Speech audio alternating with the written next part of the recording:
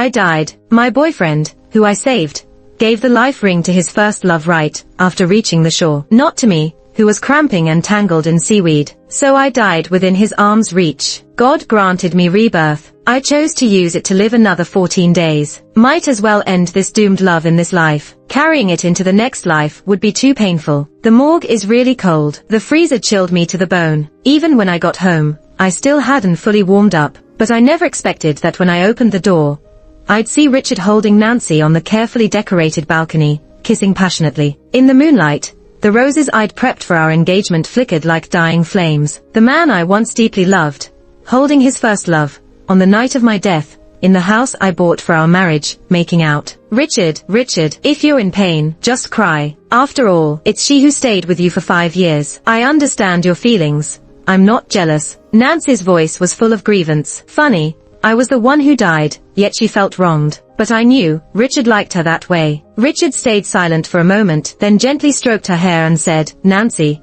how about we get married? I looked at the clock on the wall. On December 25, 2022, at 20 hours 45 minutes and 12 seconds, the doctor pronounced me dead on arrival. At 23 hours 36 minutes and 41 seconds, Richard proposed to his ex in our marital home. I don't love her. It's just that after you left, I was so sad. I had to use her to deceive myself into living. His hoarse voice explained his feelings to Nancy. He didn't need to say it. I understood already. Hearing it confirmed from him still drowned me in sorrow. The bone-chilling cold made my chest ache. I slowly squatted, curling up at the doorway. It wasn't him causing my pain. I was just too cold. This tradition of taking away a dead person's belongings should be condemned. Left me without a phone, walking home barefoot. The white robe from the burial was useless against the autumn night's cold. I was freezing to death again, but I couldn't find my almond pink bunny slippers. Nancy must have taken them. Didn't she feel weird wearing a dead person's shoes? I glanced at Nancy and saw Richard pulling out a pink diamond ring, slipping it onto Nancy's finger. This ring was on my hand, just this afternoon. Was he trying to save money? Or was it always meant for Nancy from the start? Probably the latter. After all, she loved collecting pink diamonds. Having died once, I saw things clearly now. Intense resentment made me want to stir trouble. As they gazed lovingly at the ring, I spoke up. Could you stop for a moment and have Nancy return my slippers? Nancy screamed. Richard, however, was more composed. He briefly glanced away, then calmed down. His drunken eyes, glowing from the kiss, overflowed with deep affection and joy when he looked at me. 5 years later, he finally got what he wanted. No wonder he was so elated. Each passing second slashed my heart. I clenched my hands and interrupted. Don't you me. I'm alive. If you want to propose to her, have her leave first. Let's break up. Richard frowned. He hated being interrupted, but suppressed his anger. Nancy, of course, wouldn't go. 5 years ago, after Richard's car accident, she disappeared without a word. Now she was back after our perfume brand became a luxury sensation. No matter how smitten Richard was, he couldn't easily forgive her, especially with me in between. She endured many snubs. Now finally rising to her feet, she clung to him, whining and kissing, provocatively eyeing me. And Richard indulged her, like my emotions didn't matter. I picked up a flower pot and smashed it near their feet. Get out, or I can't guarantee the next one won't hit your heads. Richard's eyes shot toward me sharply. Lucy, do you know what you're doing? It's your bad temper that makes you unlikable. Instantly, it felt like knives sliced through my heart, paralyzing me. Was that why he didn't save me? Ignoring me, he turned, smiling and guiding Nancy out. She's in a bad mood. You should go. I'll bring you roses tomorrow. He did this on purpose. I scared his beloved girl, so he gave her what mattered most to me. I coldly watched them leave, then fetched a hammer, aiming it at the roses on the balcony. When Richard returned, he saw me sitting on the railing with a bottle of red wine. My white dress and black hair fluttered in the wind. Bloody footprints mingled with broken petals and mud. This time, his face finally twisted in discomfort. Have you gone mad? I sneered at him. Richard, do you remember the name of these flowers? Sparklight. I cultivated them over 5 years, learning from farmers, creating a unique, warm, rich scent. The perfume king said it felt like a dreamy romantic garden exploding at the nose, each cell filled with happiness and romance, lingering indefinitely. They were the main note in our soon-to-launch Eternal Love perfume. My heart belongs to him, the ring belongs to him. He can give it to whoever he wants. I don't care. But my stuff, nobody can take that away. After a long standoff, he suddenly seemed really tired and rubbed his temples. Sorry, I drank too much earlier and said some harsh things. Calm down. Today's events are my bad. I didn't mean to not save you. I just thought you could swim. I get why you're mad. These flowers, you cultivated them yourself. They mean a lot. We're all adults here. Even if you're mad, there should be a limit. Otherwise, your tantrums will eventually drain all my guilt. See, he's always like this. He stabs my heart, fills it with rage, and then says I have a bad temper, and I'm wearing him down, refusing my defense. He doesn't care about right or wrong. He just wants me to bow down. But what good is his guilt to me? Just before the boat capsized, he was still apologizing to me, shivering in the cold wind, promising never to let me freeze again. And the next second, he leaves me freezing and crying and goes to save Nancy. It would have only taken a minute to save both of us, but he didn't even try. I don't want your guilt. I get it.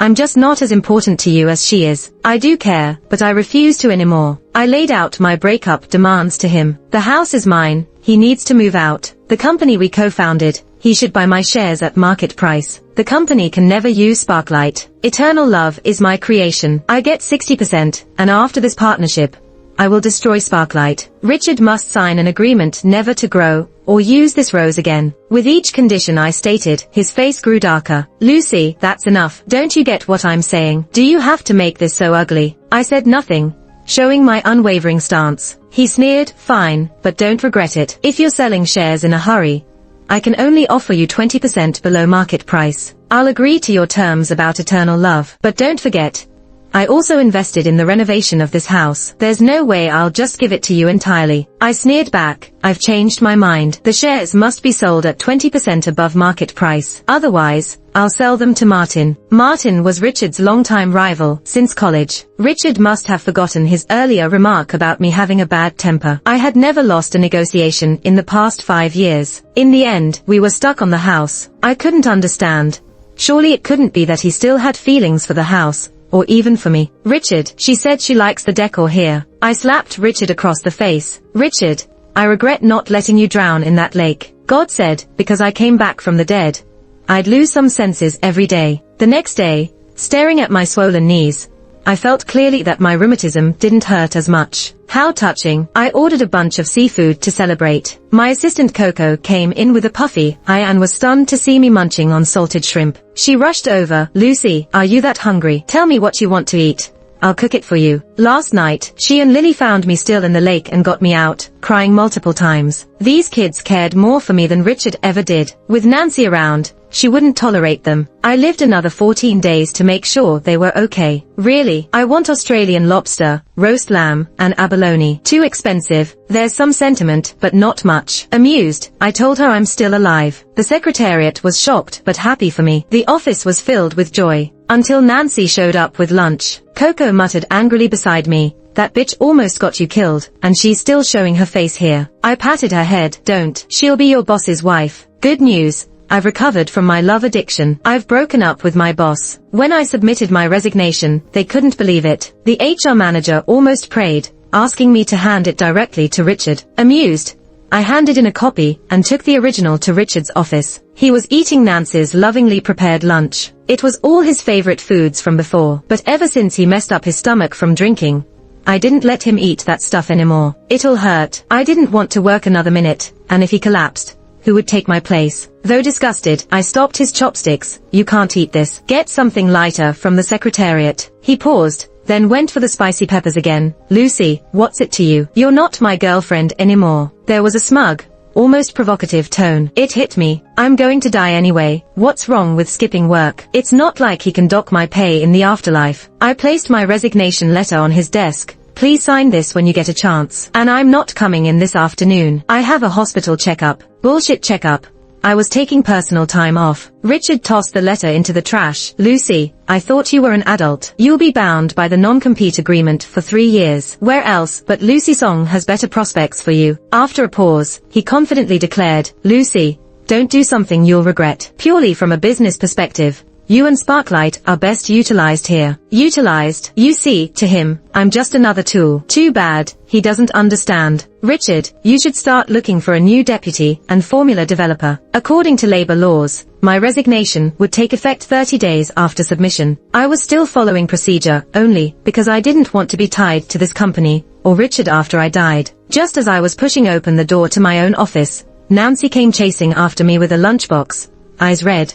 Lucy, don't think you can get back with Richard by retreating. Coco, who had just stood up to greet me, was so mad she was jumping up and down. I held her back, walked up to Nancy, and slapped her. Miss Nancy, if I were you, I wouldn't provoke me right now. Instead, go flatter Richard into approving my resignation, buying my stocks, and returning my house. You should know best that men, when they are far away and unattainable, turn plain rice into moonlight on the wall, and mosquito blood into a treasured rose. No one understands this better than Nancy. One sentence to handle the ex's first love. Coco was fired up. Lucy, you have so much prowess. I refuse to believe we can't beat her. I shook my head, not interested. While lying at the bottom of the water, I once thought about getting back at Richard. Capturing a man for a woman is as natural as breathing. It's just a matter of whether she wants to use those tricks. But when I truly stood before God, I realized I couldn't do it. Even an extra day looking at him pained me, let alone fake it. I have 14 days and many things more important than Richard to do. Like the futures of those following me in the company, the school I've donated to, the small village that raised me, canceling the wedding, handling the house, securing the formula rights, and places I've longed to visit, foods I've wanted to taste but never did. Familiar executives and girls from the secretariat sighed deeply. Coco looked pained and said to me, how about we treat you to some Australian lobster now? Everyone can go together. Everyone's chipping in. Of course, I'll go. It's not about what we eat. It's about their heartfelt affection. While eating, I briefed a few people on things they might encounter in the future and relative solutions. Finally, I gave them a last resort for desperate times. I sent them back to work in tears, and I went alone to the World Trade Center, where I had long reserved an afternoon tea. That beauty cosmetics dessert set, only 5 sets a week. I cut in line through Martin's connection. After all, it's his family's store. Martin sat opposite me, watching me devour, feeling a mix of emotions. Are you sure this is what you want in exchange for giving me those flowers? Unlike Richard's aggressive handsomeness, Martin was pale, slender, with calm brows and eyes, possessing a fragile, ethereal beauty like glass. It was a true pleasure to save a cake with him, brightening my bad mood. An additional term, I corrected. After I die, I can't control Richard, but if I hand Sparklight over to Martin and apply for a name change, then when Richard wants to use it, Martin will naturally constrain him. Indeed, these cakes are the masterpieces of top pastry chefs in the world. Eating them made every pore on my body overflow with happiness, as if I were ascending right there. Just as I was enjoying myself, a shadow loomed over my head. Is this the hospital you went to? Richard stood beside me, his eyes full of cold frost. I glanced at the timid Nancy tugging at his sleeve behind him. In her delicate hand was the very cake I had to beg Martin to get for me. I'd pleaded with him for a long time, and he'd always said it was hard to reserve. Turns out it wasn't that he couldn't, he just didn't want to. No problem. I'd gotten it through my own effort. Yes, the hospital that cures unhappiness. You know, Richard, I'm a foodie. From the first day this place opened, I've wanted to come here and eat. I squinted, full of calm confidence, my eyes saying ask your questions. Richard opened his mouth, seemingly wanting to explain something, but in the end, perhaps even he realized there was nothing he could say, and left in anger. For some reason, the cake suddenly lost its flavor in my mouth. Anything related to Richard, no matter how good, made me nauseous. Martin studied me from the side, then quietly called over a waiter and instructed something. Soon, a big bouquet of beautiful roses was brought to me. There are always people in this world who are annoying, but you can't blame the beautiful things because of that, Martin said. What a marvelous person. Instantly, I made peace with the cake. Martin added, life is short, you must enjoy it to the fullest. So, on his suggestion, I did something I'd never done before. I went clubbing for the first time. Believe it or not, at 27, I'd never been to a club. During school, I was too busy scraping by for living and tuition after my parents died. After graduation, I was busy supporting Richard's startup, working myself to the bone. Interestingly, Martin had never been either, and he couldn't even drink. I got him drunk with 2 stunning cocktails, whose names I didn't remember. Turns out being tipsy in music is so much fun. Turns out I'm so charming. Even with a dashing man like Martin with me, I couldn't fend off admirers buzzing around. Too bad we met too late, courtesy of my entanglement with Richard, but I still have 13 days more. This joy lasted until I got home. I thought since we'd broken up, Richard would naturally move out. Who knew? There he was like a statue, smoking in the dark. I was startled when the lights came on. He glared, questioning me. Where were you? Do you know what time it is? Who gave you the flowers? None of your business. You're not my boyfriend anymore. I kicked off my heels, hiccuping from the alcohol, waving the bouquet from the balcony. Thanks, Martin. See you tomorrow. Martin nodded and smiled before driving away. Somehow, Richard had come over, his voice cold behind me.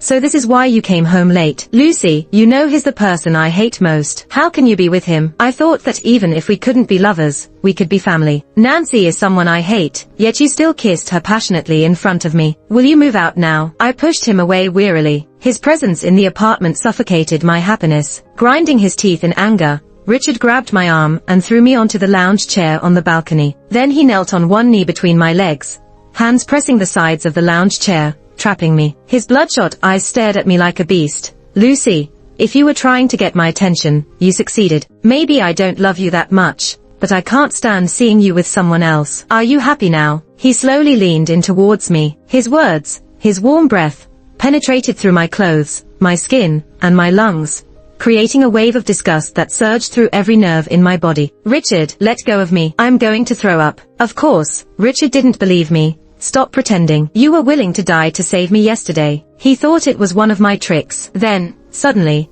I threw up all over his face. I disgust you that much. Lucy, I'm leaving. Even if you beg me, I won't come back. Looking hurt, he dragged his suitcase and slammed the door on his way out. I puked for a while, then I must have passed out hugging the trash can. Sometime later, I vaguely felt the door open and someone cursing as they picked me up and cleaned me. The only person with a key to my place was Richard, but there's no way that jerk would have come back. The next morning, I groggily got out of bed and opened the door, only to be overwhelmed by a musty stench. I quickly realized that Richard carrying me to bed was just a dream. God, what a ridiculous dream. I shouldn't be having any fantasies about that man. I put on a mask to clean the trash can and found a fancy takeout box on the living room table. Inside, surprisingly, were limited edition pastries from Martin's restaurant. It must have been left by Richard. He probably felt guilty because of what I said at the restaurant. In the past, if he gave me something meant for Nancy, I'd have been over the moon. After all, whenever Nancy wanted something of mine, Richard would always make a big scene until I gave it up. But I don't need that now. I won't waste any good things anymore, especially if they come from Richard. I blocked Richard's number, stuffed his things and that cake into the trash can with my throw up, and took it all to the garbage room. That's not all. I planned on selling this place too. Knowing Richard, he'd definitely buy it if I put it on the market. So I took out my big hammer again. I hadn't even swung it a few times when the styling center called. They said my custom wedding dress had arrived, but Richard had them send it to a different address. I checked. It was Nancy's place. I'd rather destroy the dress than let her have it. Full of rage, I grabbed my hammer and stormed to the styling center. I didn't expect to run into Martin there. Martin was getting ready for some event, looking amazingly handsome under the makeup lights. And there I was, wearing slippers, a bathrobe, with messy hair, and carrying a huge hammer covered in white dust from my wall. We locked eyes, and I was so embarrassed I wanted to disappear. I tried to act cool like it wasn't awkward, but failed miserably. Martin thought for a second and kindly advised, "You know you'll have to pay for property damage, right?" No, I'm not here to smash things. I'm here for a makeover. Even though I felt like dying,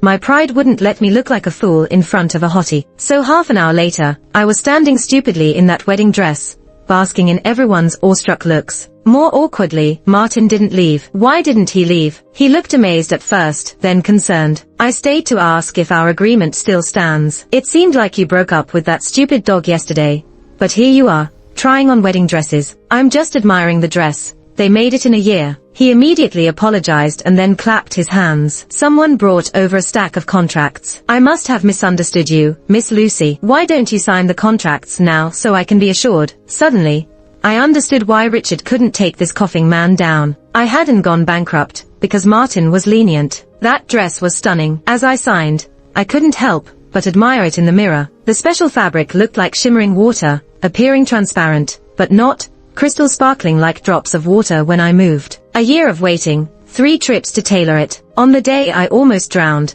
I thought I'd never get to wear it. The stylist noticed my gaze and said, "It's beautiful. Where should we send it? Your place or the address Mr. Richard provided?" I replied, "Cut it up." The stylist, shocked, asked, "What? Cut it up?" Martin gently advised, "It's a pity to ruin such a carefully made dress. You could at least take pictures to enjoy it yourself." Why does everything Martin says make so much sense? I was tempted, but taking photos alone was just sad, especially after being dumped, making me look pitiful. Martin coughed and offered, "I can help if you want, as a thank you for the rose and the formula improvement. Don't worry, I'll wear a mask. Pretend I'm anyone you want to marry." Martin was truly a godsend. What girl doesn't dream of a wedding? I might not have long to live, but looking at it isn't too much to ask, right? Could you, dance with me instead of taking pictures? He took the red rose from his chest, held it, and bowed. It would be an honor. As a child, after watching Cinderella, I'd spin around with a bed sheet, dreaming of becoming a princess in a gown. Back then, my parents were alive, beaming with pride. With a daughter like ours, everyone will want to marry her. Lucy will be the prettiest princess. In the flood, they sacrificed themselves to give me a chance at life, treating me like their treasure. But I let them down, living like I was worthless. All because, on the 3rd anniversary of my parents' death, he handed me a pack of napkins. Cry if you need to, but then move forward. Don't look back. But how could a pack of napkins compare to the life my parents gave me? I don't want to be reborn. If I am, I'll have to spend 4 more years in college with him, which is the most disgusting thing ever. After completing my parents' last wishes, I just want to leave cleanly and reunite with them. What are you doing? While spinning to Martin's dance steps, a low, somber voice suddenly shattered the fairytale music. "Lucy, why are you wearing our custom-made wedding dress and dancing with him?" Richard, looking like an enraged lion, stepped closer from the shadow, his gaze glued to Martin's hand on my waist. Nancy, tugging on him nervously, tried to steal his attention back, but he shoved her to the ground. "Get lost." Nancy was stunned. Richard looked at his own hand in surprise, but it was like he had lost control of himself. His eyes locked onto me without blinking. Everyone was shocked by his reaction. Only I knew that Richard had been betrayed before. To protect his sense of security, I never got close to other guys. If anyone pursued me, I handled it discreetly behind his back, never letting anyone dance in front of him, even if he sometimes mocked me for lacking charm. This was the first time he saw me abandoning him for someone else right before his eyes. It must have hurt, right? But compared to him holding other women and kissing them in front of me, what's this? Martin, perhaps on purpose, called the bodyguards to block Richard while holding my hand, making Richard even angrier, losing his composure. "Is this why you didn't answer my calls?" "Lucy, I heard you were going to sell our roses to him. I thought they were lying. Have you forgotten those days when he suppressed us? How can you betray the company? And don't forget, we have a non-compete agreement." He shouted at me like a trapped beast. "Lucy, come here. As long as you come to me, I'll forget everything." Even now, he doesn't understand who needs to be forgiven here. I patted Martin, signaling him to step aside. Richard showed a victorious smile. In the next second, I slapped him. "The company, it's laughable you still remember its name. I thought it had changed to Nancy long ago. Get this straight, we broke up. When I loved you, I shared everything with you, not because you treated me well, but just because I liked you. Now I don't love you anymore. Of course, you won't get anything from me. Whether you buy Sparklight's rights or not, you won't get anything from me anymore. And don't think of using my resources to please someone else." Thinking that this wedding dress was made for him, I tore off the veil and threw it in his face. "And don't bring up the non-compete agreement again. Even if I go to Mr. Tang, what can you do? Martin's company isn't just in the perfume industry, and my skills aren't limited to perfumes. You better not cross me. I'm afraid your company can't handle my wrath." He removed the veil from his face, wiping the blood from his lip that my nail had scratched. I thought he would go crazy, but surprisingly, he calmed down, asked me in a low voice, "Have you calmed down? Can you listen to me now? Lucy, do you know that I don't know, and I don't want to know. Whatever your hidden agenda is, it doesn't matter." "Richard, Lucy, don't want you anymore. Not in this life, not the next life, never. Lucy, if you don't listen, you'll regret it." I turned but couldn't resist giving him another slap. My only regret is blindly loving him before. Since coming back to life, I have decided to get back all the money Richard owed me over the years and use it to fulfill my parents' last wishes. Selling Sparklight to Martin was just a test, confirming that Martin was willing to cooperate with me and take on this troublesome task. I formally proposed for him to acquire my flower breeding center and medicinal plant breeding lab, to fulfill my parents' wishes and lead my hometown folks to prosperity. as well as to provide unique fragrance flowers for the company.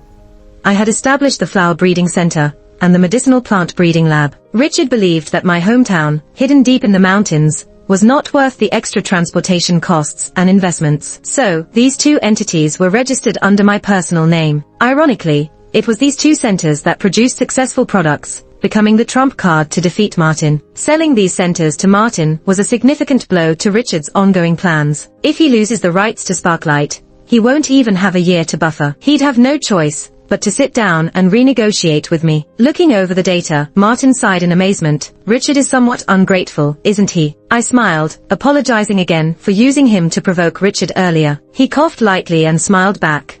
I truly enjoyed it. I shook my head. If I had a long life ahead, I would naturally choose to go to him, but I was running out of time. Taking the money, I hurried back to the small mountain village where I was born. Martin was initially curious about my sudden craze for making money, but got pulled into my plans. Not only did he invest in establishing a lunch fund for left-behind children, but he also became the largest investor in our county's mountain goods sales company, silk factory, and medicinal base. Under the starry sky, we sat on the roof of the old village chief's house, gazing at the distant mountains together. Martin suddenly felt somewhat wronged. I feel like I've been tricked by you. I laughed so hard I almost fell off the small bench. Maybe it's because I've kept things bottled up for too long, or no one had listened to my inner thoughts for a long time. In his gentle gaze, I suddenly felt an overwhelming urge to confide. My parents should have been working outside at that time, because I wanted them and cried for 2 days, not eating, ending up in the hospital.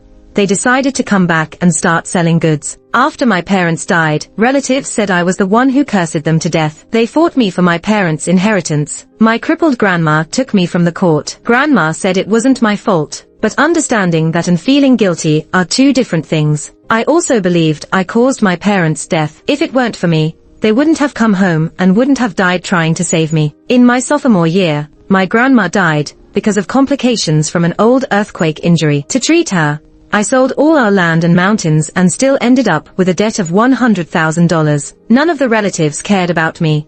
They just wanted my grandma's money from selling the land, because they felt entitled to it. But all that money was spent on treatment long ago. The night I met Richard, I genuinely thought I couldn't go on. It was his words that made me believe I could hold on. Moving forward, I'll eventually see a rainbow. As I spoke, tears started streaming down my face again. For so many years, I knew I was belittling myself. Richard, with his avoidant attachment, pushed my limits repeatedly to prove my love was unique and unbreakable. I was exhausted, but I was afraid that if I let go of him, no one else in this world would need me. My mind was clear, but my heart was confused. No one could save me. I had to save myself. I knew clearly that part of my psychological problems stemmed from my parents' death and relative slander. The other half came from being a left-behind child, only seeing my parents once a year, and growing up without love. Before my parents died, they were telling me about their plans. They said once their factory was up, kids in the village wouldn't need to be left alone anymore. I didn't want any more children to endure endless pain over some candies given out of pity. So I built roads, factories, and sales channels in my hometown. I improved the environment and living conditions for left-behind children. I wanted to fill these children's lives with love. I wanted them to live with dignity, confidence, and brilliance. That way, it would feel like my once incomplete life also became complete. The moonlight was quiet and merciful, brushing against my face, almost like the mountains showing sympathy for me. Suddenly, Martin grabbed my hand. "Lucy, let me love you. You are so good and deserve to be loved." In that moment, I broke down. It felt like the wound that had been in pain for so long had finally been gently soothed. The wind blew through the bamboo forest, rustling the leaves. It wasn't the forest moving. It was my heart stirring, but I could only bury my head between my legs, shaking my head in refusal. On the 7th day, I could clearly feel my internal organs starting to fail. Nosebleed and tears mixed together, fading into the night and shadows. I almost rolled out of the mountains like an escape. I got home to Coco's call and realized Richard had been looking for me numerous times. First, his secretary said Richard had a stomach ulcer from eating too many chili peppers. Then his assistant said he couldn't find his medication. Then, his sales manager said Richard was bleeding from the stomach, but still had a dinner meeting to attend tonight. I ignored all of them. After I spread the news about selling the cultivation center to Martin, I believed Richard would be under a lot of pressure. I was waiting for him to realize he had to bow to me. Finally, he called. What do you want for you to meet me? Sign the stock transfer agreement and the eternal love profit share agreement. I needed some long-term revenue to ensure the welfare of left-behind children after I died. Will you come if I sign? Yes. Richard eventually signed the agreements. I received the fax with the seal and checked it several times before heading to the meeting with my bag. A few men were trying hard to make me drink, though my stomach was in worse shape than Richard's. Richard was waiting for me to relent, but even if I died, I wouldn't beg him. Relying on my body's diminished sense of pain, I emptied my cups. My stomach was churning. I felt like I was losing control. Richard's face grew darker, and finally, he interrupted. Not bad. Your drinking has improved after one trip to the mountains with Martin. Contributing to the mountainous region's development with Martin lightened my mood, so my drinking improved, I said as I wiped my mouth with my sleeve, swallowing the blood that almost surfaced. Sorry, Martin, I used you to handle these pests again. Credit where credit's due. Martin's name did work wonders. Several bosses quickly signed agreements and left. This farce finally came to an end. I pointed to the contracts, signaling that the task was accomplished, and started to leave. As soon as I stepped out of the room, I hunched over. I couldn't take it anymore. My mouth was full of the taste of blood. I felt my way to the bathroom, not noticing Richard following me. Once I entered, he hung an under-maintenance sign on the door. I was throwing up miserably over the toilet when a shadow suddenly loomed. Richard sneered, feeling sick. Serves you right. If only you had surrendered to me earlier, none of this would have happened. My body trembled with anger, and a mouthful of blood surged up. I had to press my hand tightly against my mouth, since just jaw strength couldn't hold it back. I won't. I'd rather die right here than show any vulnerability in front of him. That would feel like losing to him. I endured painfully. He might have thought I was crying and reached out to grip my jaw. There was no way I'd let him succeed. Richard impatiently slapped the back of my head. Lucy, enough's enough. Stop making a fuss. I've moved back to our house from Nancy's. I also repurchased everything you threw away. Just apologize, ease up, and we can continue with our lives. That slap dizzying me and loosened the clamped teeth. Blood immediately poured out. It dripped along the toilet edge and onto the ground. I was filled with despair. Richard was stunned, staring at the dripping blood and then at me, taking a long time to react. Then, a loud bang. The door was kicked open. I looked up in surprise to see Martin standing in the doorway, his shirt rolled up to reveal tightly clenched muscles. He retracted his foot slowly, with his overcoat held by an aide, looking dark and trembling with suppressed rage. The young man, looking fragile yet exquisite like crystal glass, had a tall and sturdy physique hidden beneath his heavy coat. Martin strode in, yanked Richard away, and punched him in the face. Richard, do you know something? The first time I saw Lucy, I wondered how someone as scummy as you could have such a great girlfriend. I'm way better than you and still single. He finished and dropped Richard, then came over and picked me up. Richard finally reacted. He lunged forward, trying to take me from Martin, only to be kicked away again. Richard clutched his waist, unwilling to give up. Lucy, I'm sorry. I didn't want you to feel bad, but if I didn't use these methods, you wouldn't even see me, let alone listen to me. You know what? You misunderstood me. The reason I was involved with her was because I couldn't get over my past frustrations. But I love you, especially when the doctor said that. At that moment, I felt like my heart was breaking 100 times worse than losing her initially. Lucy, you are my life. I know what I did that day was wrong, but that was because you think I get jealous. So you figured if you gave my things to her, I'd come back from the dead to deal with it, right? I interrupted him, full of sarcasm. Because you think I get jealous, you gave my engagement ring to your ex and kissed her in our wedding room, hoping I'd revive out of jealousy. Because your actions angered me more than you expected,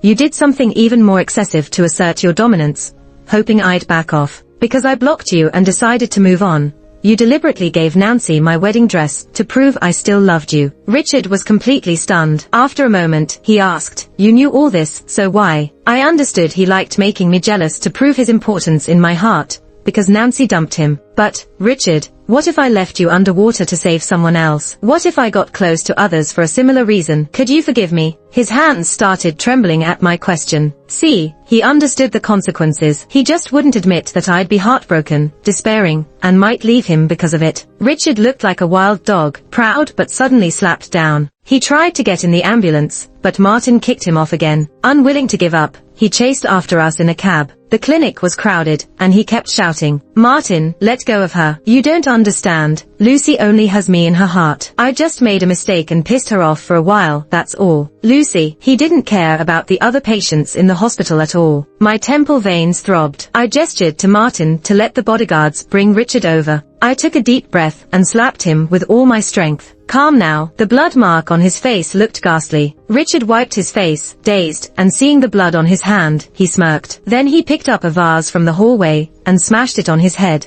Blood trickled down. He probably thought he looked cool doing that and asked, "Feeling better now? As long as it makes you feel better, you can punish me any way you want. Just don't do something you'll regret out of spite." I became surprisingly calm, feeling an overwhelming sense of peace. "What makes you think I still like you? Go on, tell me." He was thrown off by my attitude, hesitated, and then listed all the ways I endured his and Nancy's actions in the past. Most importantly, even though I broke up with him, I didn't sell the stocks to anyone else, nor did I take employees away from him. I even left him the usage rights of Sparklight for a year, and tonight, I drank for him. Martin couldn't help but laugh as he listened. Seeing he was still delusional, I couldn't help but mock him. "I used to think your company could last another year. Now, it seems a month would be a miracle." I didn't sell the shares to anyone else, because I didn't want you to grow stronger. Whoever buys them would likely be financially strong, reducing your risk of bankruptcy despite weakening your control. But by forcing you to buy them,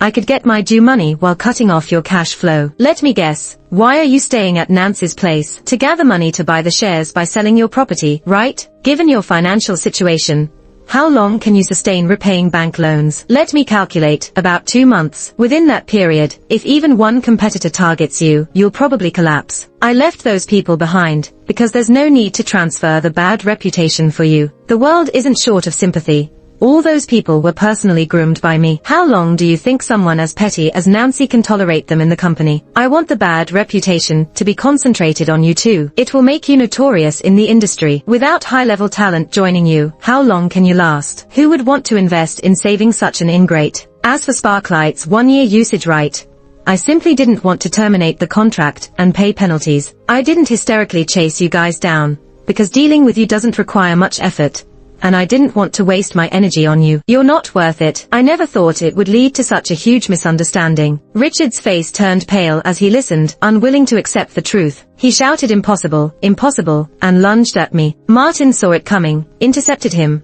and handed him over to the police who came after hearing about the disturbance. I thought that by saying all that, Richard would understand what I meant. Yet he wandered like a ghost, carrying a suitcase, pacing below my hospital room, looking at me with sad eyes. He texted me, "Lucy, meet me please. If you do, you'll see that my love for you is genuine." I didn't get it. Shouldn't he be busy saving the company right now? Why does he keep bothering me? Or was I not harsh enough last time? While Martin went to get my medical report, I let him in. Richard was ecstatic, his earlobes turning red, looking like a boy who just got a girlfriend, eyes sparkling with tiny shards of light. "Lucy, look." Richard opened a suitcase. Jewelry, perfume, property deeds, scarves. They all poured out onto my bedside. "These are all things I gave to Nancy. I am taking them all back." Each item had once been a source of my hysterical outbursts. Antique perfumes I collected from several collectors. Scarves designed by a non-heritage master just for me. Jewelry that an online friend spent 3 years finding materials to make. Each piece bore signs of use. I mocked these items.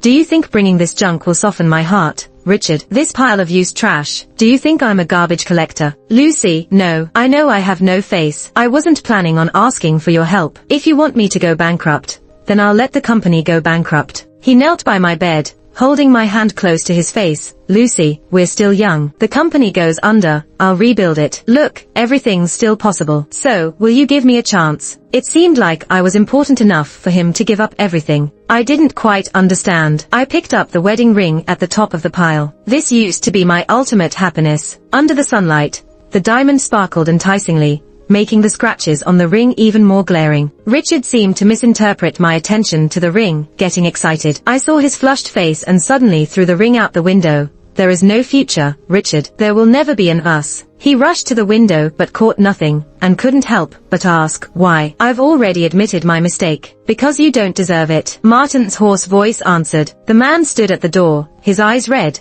a hint of wetness in them. I looked at the crumpled diagnosis paper in his hand. It seemed he knew everything now. My love for Richard, my life. It all ended that Christmas night filled with icy lake water. Not all mistakes can be undone. Richard was enraged by Martin's words. He stepped between Martin and me, grabbing Martin by the collar.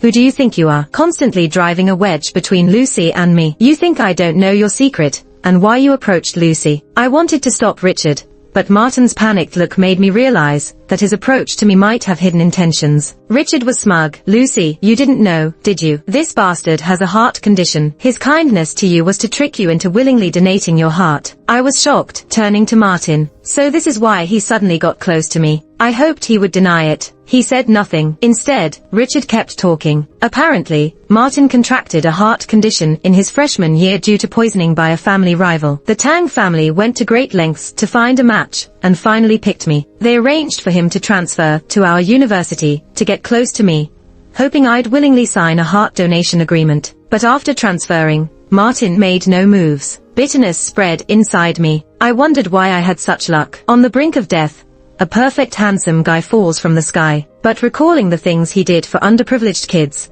the joy he brought me, I grabbed Martin's jacket.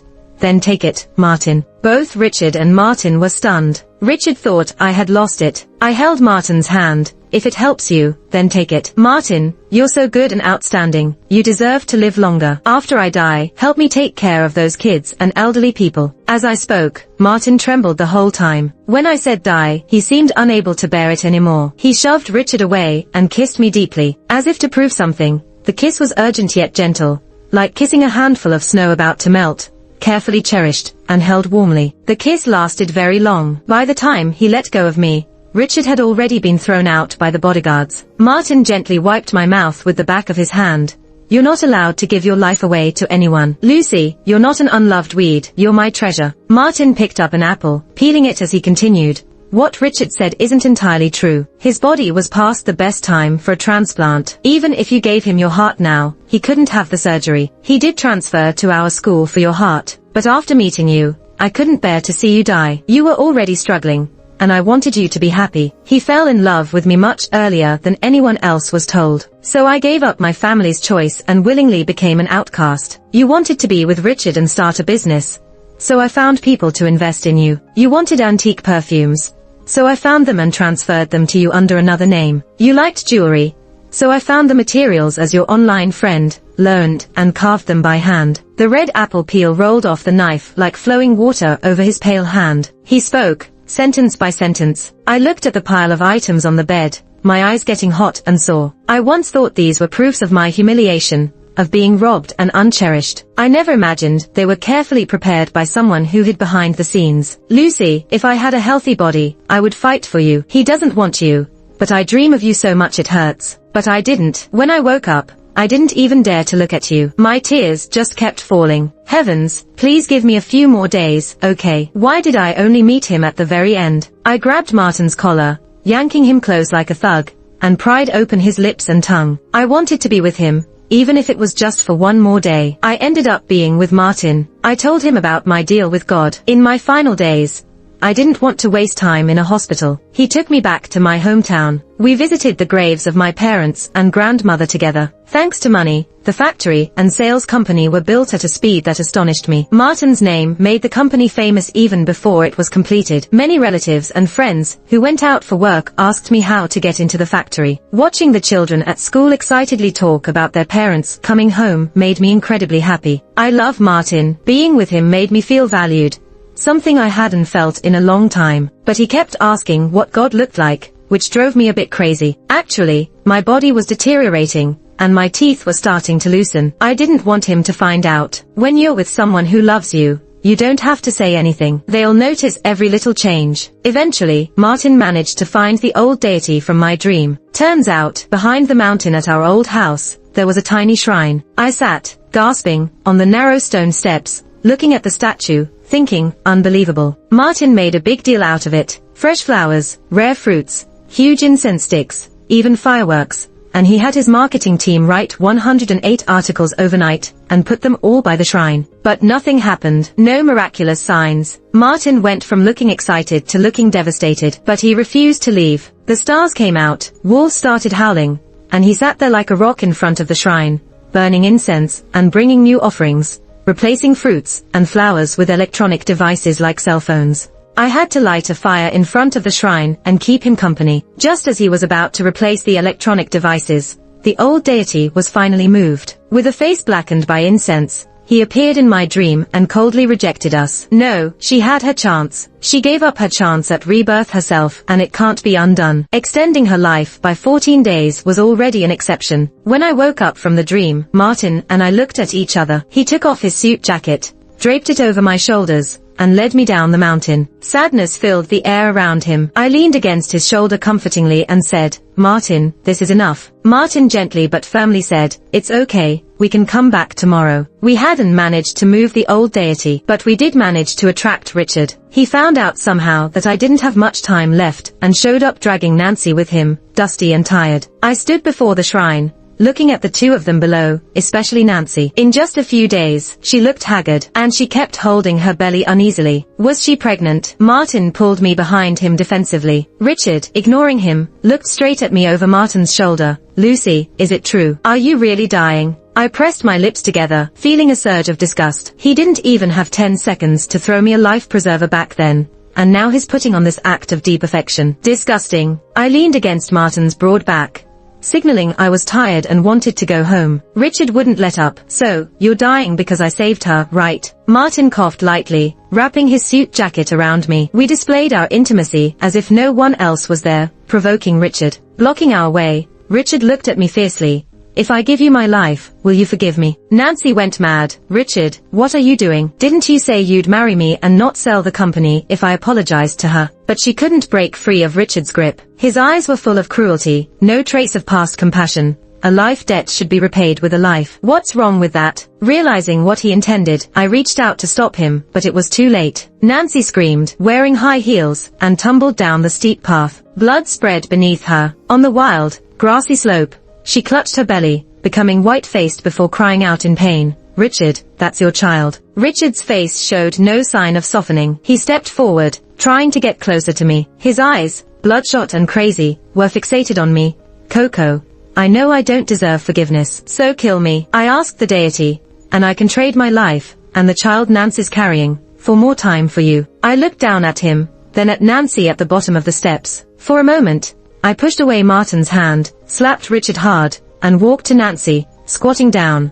"Do you want me to report him to the police?" I once thought he loved Nancy so much that he went mad when she left, losing the ability to love. I thought his constant tests of me were to verify my love for him. Even when Nancy reappeared, I assumed it was because he didn't trust me. I thought he had avoidant attachment disorder. I was wrong. He was just a spoiled child, willful and self-centered. He couldn't see genuine feelings. His life and shallow affection felt dirty to me. Martin once told me I was precious, and my love even more so. Not everyone deserved it. In the end, Nancy chose to call the police. Richard went to jail, but Nancy lost her ability to have children. After that little episode, my time with Martin was running out. The day I left, the weather was beautiful. The red roses planted in front of the old house bloomed exceptionally well, as if to see me off. Martin plucked a flower and tucked it behind my ear. He asked, "Lucy, will you marry me?" I laughed at him. "Are you planning on becoming a widower?" He nuzzled my neck. "I want to put my mark on you first. That way, when you get to heaven, you can't leave without waiting for me." As evening fell, we walked home along the riverbank,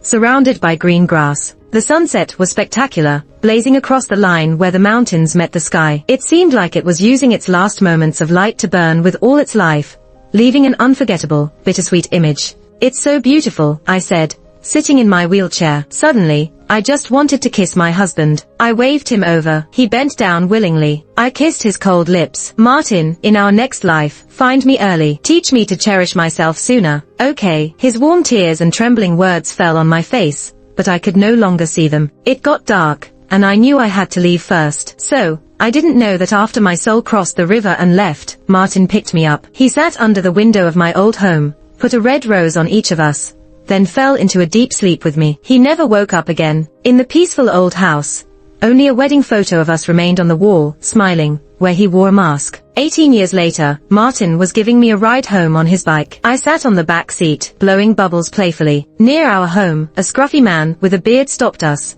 saying he was dying. He asked if I would accept his inheritance. I thought he was crazy and frantically signaled Martin to call the police. Martin calmly rolled up his sleeve, subtly showing off his muscles. I pinched him hard in frustration. Yeah, I knew he was a third-degree black belt in Taekwondo, but this guy was weird. Who knew if he had some scary virus? The man looked like he was about to cry. Why won't you accept it, even if you don't remember? This money was always meant for you. With it, you could live happily. The dude was definitely not right in the head. Who knows what kind of dirty money this is? What if he's trying to harm me? Even if he wasn't trying to harm me, I thought, wasn't having Martin enough for my happiness? The stranger finally gave up. He squatted down, crying loudly. I sat on the back of Martin's bike, watching the man get farther away. Suddenly, a thought crossed my mind. Look at him, crying like no one loves him.